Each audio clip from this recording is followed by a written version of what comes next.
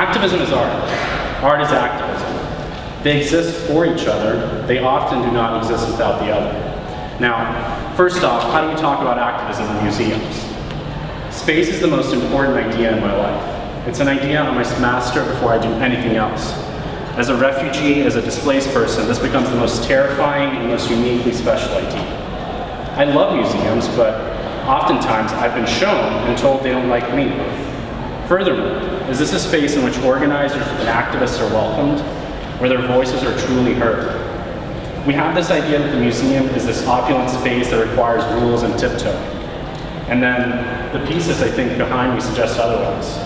The refugee holds your attention. The work behind the Moratorium by Carlos Arizari includes an interpolation of Guernica by Picasso's, a painting that has been a waving flag for activists across the world. An intense and black and white painting of suffering, a screaming severed head, a falling warrior clutching a sword, a woman keening to the heavens, her dead child cradled in her arms. Another woman lifts her arms in despair in front of a burning building, and a horse and bull caught within the chaos and tangle of bodies. Now, it's not the imagery alone, it's what Picasso does with this, the conversation that he creates. He mixes these cultural themes with the bullfight and personal iconography with the Minotaur. He channels aggression and suffering to be with you, the viewer, at all times. So no matter your history, you kind of feel what's going on in the painting. In fact, Guernica, while a real event, is really devoid of a specific referent. And this is the truest form of activism, I think. Now, that's one example. So the other example is more so rooted in the local. So last year, University of Tennessee at Chattanooga's graphic design program partnered with a grassroots organization, Chattanooga Organized for Action, to bring together the university's graphic design students to comment on Chattanooga's racial history. These students created posters that told stories of resistance, of activism, these rallying cries against white supremacy. Randolph Miller was such a story. He was a slave-turned-newspaper founder. There was another story, a list detailing 17 bombings and arson by the white residents onto Chattanooga's black neighborhoods. And the most harrowing, when 3 Ku Klux Klan members wielding a shotgun rode down historic 9th Street, now MLK, and opened fire on 5 black women. When an all-white jury acquitted the 3 Klan members for the crime, Chattanooga erupted in 4 nights of rioting. Now this simple university gallery, showcasing the racist play that is Chattanooga's history, is quite frankly how we continue, and it's what's needed, and that in itself is activism. And lastly, last October, a collective I co-founded, as I've already spoke about today, Coming to America, partnered with Found Sound Nation, which is a project of the State Department, to bring together a traveling troupe of musicians known as One Night. In this one night of music and storytelling, we held representation from 16 different countries that the United States is either in conflict with currently or has been in the past. We heard stories from Abdu, a Libyan rapper, Daniela, a Chilean organizer, myself, and a slew of musicians from the world over. We sought to create a safe space for people of all colors and all walks of life to dance, sing, and share their stories. This also is activism. Recently, I was a part of a design thinking trip that took a few of Chattanooga's cultural leaders to Louisville, Kentucky, to study their institutions of color, their displaced communities, and meet with their advocates of change. In Louisville, we had heard a different language that took us on a roller coaster of emotions, that angered us, made us excited, and scared. The conversations we were having in those spaces were different. They were exhilarating. We vowed to enact change once we returned back to Chattanooga. But during the ride back, a member of our group stood up to talk in response to a design thinking exercise we were currently engaged in. He was angry. Most of us didn't understand why. While we were halfway into our 4.5-hour ride back and had changed our responses, our attitudes, our body language, gone was the anger, the excitement, even the fear, that good kind of fear. We became passive again. We came back to our elevated statuses and forgot about what we had just experienced. The exercise drummed up from there and turned into something else, but the inherent anger stuck with me, and it's still with me. Now this is added on with anger that was always with me. As a refugee, as a displaced person, as an organizer, and as a sometime activist, I've never lost it. I've been questioned on it, I've lost friends on it. It's not a talk at a museum to me, it's not a privileged expedition to this place or that place. It's the very fabric of my being. My mother, hell, she still has her communist card on display in our living room. I've been brought up with resistance in my blood, with an idea of creating a better space. I know the path that I've traveled to being here to be afforded your time and the respect of this institution. But for once, let us stick to that anger, that excitement, and that fear as we file out of the building. Long after signing up for the mailing list, long after this talk, long after you walk through this beautiful exhibition, let us truly walk the walk. We all know how important the bridge between art and activism is. You wouldn't be sitting here if that wasn't the case. We've all listened to a song that calls for change, a film that illustrates a wave of change, and all around us is imagery that speaks of hope, courage, resistance, and the like. I urge you not to focus on art and activism as buzzwords. And I urge you not to focus on art and activism as reductionist pep talks. I want you out there. I want you engaged in our communities, talking to your neighbors that don't look like you, that don't think like you, and that don't love like you. I want you and us to cover that spectrum that encompasses art and activism. I don't want to take these examples of just something you can sit idly by and smile at and say we've had a nice time, something to post on Facebook, to think about how far we've come. I want us to take all of these examples and this dialogue tonight and to build on them. I want us to strap our boots and walk that walk. America has this tendency to lump all refugees into one group, all cultures into one group, and that's just like totally false and inaccurate. But I see that all the time. I encounter that all the time when people just refer to this lump sum of, refugees or immigrants, and they don't even know who they're talking about. Yeah, this guy, he was born in Puerto Rico, went to school in New York, right? And he lives this dual life in a way. And I can see this kind of outlook in my parents' eyes, sitting behind these windows, sitting in these spaces, these comfortable spaces they've carved out for themselves, and kind of looking out into the world.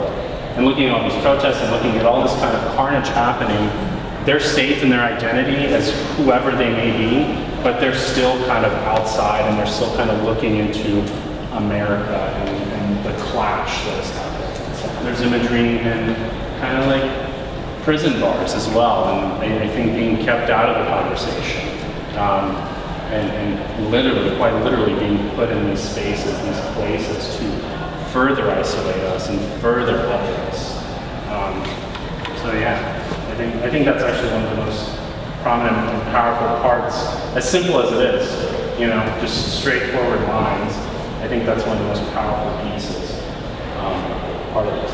Like I have the sense of fence for me more than windows, and the fence in the way that how this country classify the rest of the world in, segments like Muslims, like Mexicans, and this is kind of the rest of the world, and Canadians and Europeans. And before I was so clear that that was more than that, but now I found myself seeing the world like they see here. A friend from Chile sent me a message, was like, how is everything going? And my answer was in another way, and she was like, no. I'm asking you if you feel that the war is coming because you're attacking Syria. So do you think that how the country feel about it? And I was so embarrassed because we are not talking about it. We are not talking about Syria. We are not talking about all the people that is dying right now over there because this country is sending, all this stuff. And I was just talking about some local news. And I was like, yep, so sometimes I feel the fence there taking over me and how I'm seeing the rest of the world. I'm losing sense. Do you feel that fence sometimes in you? Do you feel that you are losing, your refugee or your Bosnian perspective? Because I feel that, I'm losing perspective. I do feel that a lot. There's this weird dance that we do, I think because as creatures of culture, we succumb to it. And we just say, okay, and so I have to deal with my job, and I got to deal with my kids, and I got to deal with this event that I'm going to at the Hunter Museum, and then you're wiped out at the end of the day. You get home, it's 9 o'clock at night, and you're wiped out, and you don't want to open up whatever CNN democracy now, Fox News, God forbid, you don't want to open it up and get even more information, but I think that's still a cop-out. I really do, because I think it's your duty as a citizen to have this identity of yourself in your community, as you guys are. Obviously, you've come here, so you value this essence of coming into these spaces, these cultural institutions. But you also have to come into the world, and you have to have this globalist mind frame, and that's something that I've struggled with so much. Because as a kid growing up, I'm hearing my parents talk about all of these issues in Bosnia and the Balkans, and I don't know what it is they're talking about. And then my dad talks about this other thing happening in this part of the world. So I've had this kind of side, I've had these 2 or 3 people in my life talking about it, but then I go out into the world and I hang out with my American friends and I go to my American job and no one is talking about anything else. It's America and it's Chattanooga, and kind of nothing else exists beyond that fence. So yeah, I still feel that. Even though there's the Syrian crisis, even though I'm a product of a war, I still feel that like I'm guilty of doing that. So what role do you think we should play in the world?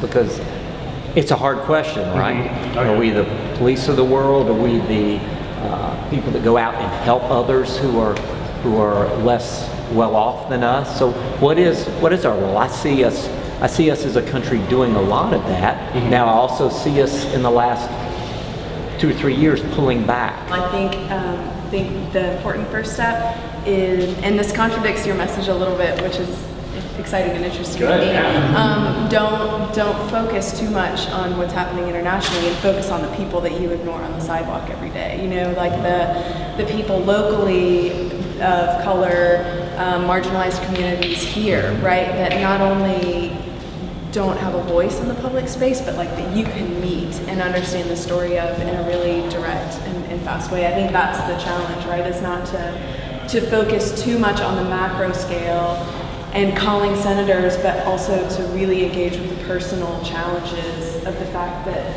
you know, pretty much everyone here is white, and that's the norm. Like, how do we change that one tiny little step at a time?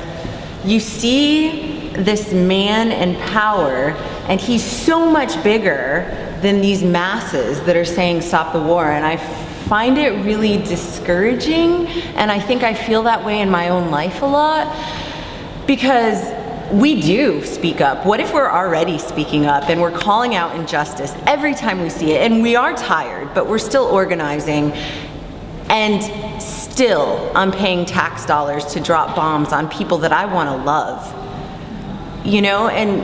And so I see that, and I also see that there is this window where the rest of the world is looking at us, and as that mass that's still saying stop this war, we're still included in that body of people that are the aggressors and murderers, you know? So we find ourselves responsible even when we say stop. It says stop on it, it says resist was made in China by a sweatshop. So are you really resisting? Or are you still doing the oppressing? Because you went on Amazon and you bought, again, the duality of what you're talking about. So it's tough. It's tough to exist in that space and to be fighting against